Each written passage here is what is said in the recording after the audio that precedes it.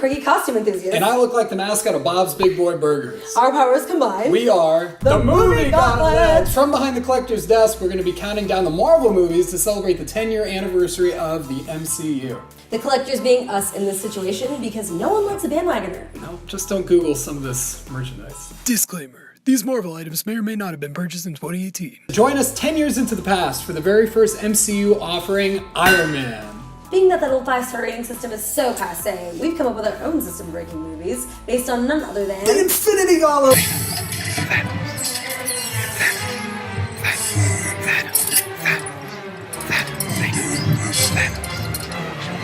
Each Infinity Gem is going to represent... Stone, it's the stone in the movies. It's Gem in the comics.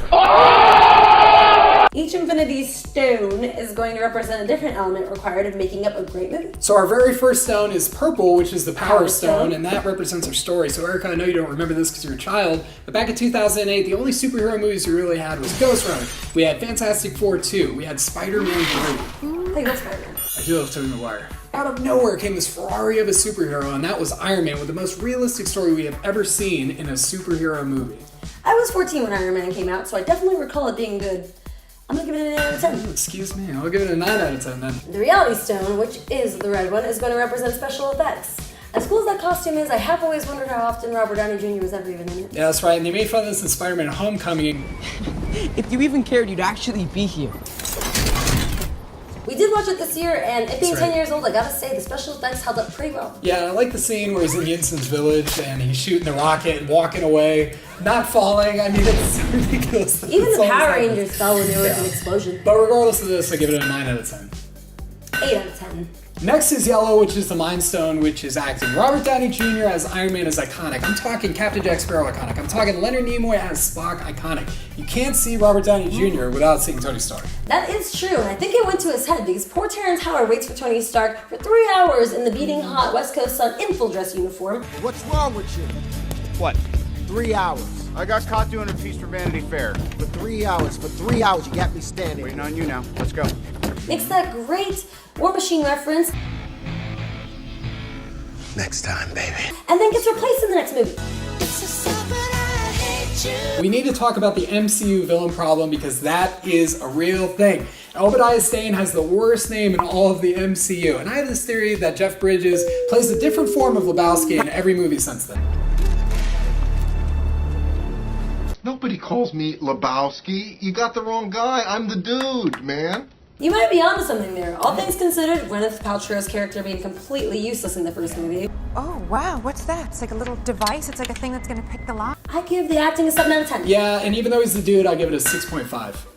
Now the Space Stone, which is the blue one, is for humor. Robert Downey Jr. was obviously hilarious. Right, and I wonder how much he improvised. Let's face it, this is not the worst thing you've caught me doing. All that humor wasn't tasteful though. Alright, the only reason you didn't like it is because they made fun of Dummy and you're obsessed with claw machines. What does that even mean? I think you have a claw machine addiction. How many do you have there? I don't know what you're talking about. Anyway, for Robert Downey Jr.'s humor alone, I give it a 10 out of 10. You know, they were kind of rude to Dummy. 9 out of 10.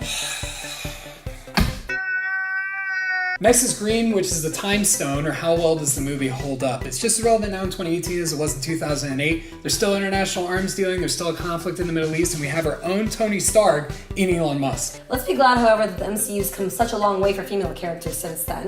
We're talking to you, Captain Marvel and Black Panther. 9 out of 10 for the Green Stone. Right, forget what Ryan Coogler said, it's aged well, 9 out of 10 for me as well. And now for the Soul Stone, which is orange and encompasses all of your biases. Objectivity aside, how much did you enjoy the movie?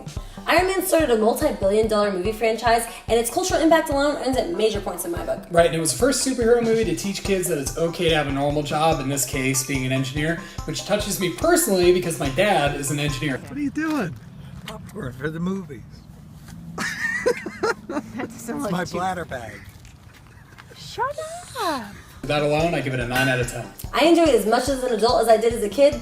10 out of 10. Final Infinity score, we average all the other scores, and I will give Iron Man an 8.5. All Infinity Gems put together, definitely an 8.5. Stones. Click the subscribe button below, because next we're going to tackle the Incredible Hulk, and you don't want to miss that. And definitely make sure you check out our one-shot video accompanying this one for some Infinity Mixology, where I teach you how to make some drinks inspired by the MCU. provided you're over 21.